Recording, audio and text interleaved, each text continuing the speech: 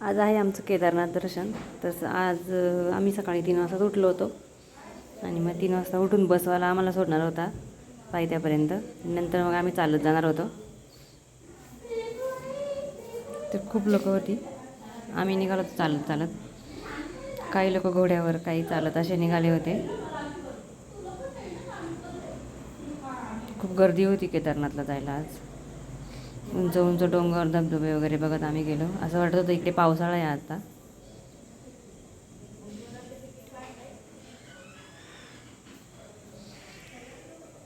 काही लोक घोड्याने तर काही पालखीतनं आणि काही ते पिट्टूवरून जात होते.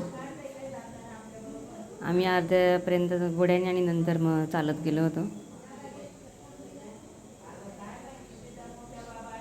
आणि फायनली 16 किलोमीटर चालल्यानंतर मग देवाचं दर्शन झाल्यावर खूप छान वाटतं. तर तिकडे आता बर्फाचा पाऊस पडत होता. आमचं दर्शन छान झालं. खूप थंडी होती पण. चला, जय बाबा केदारनाथ.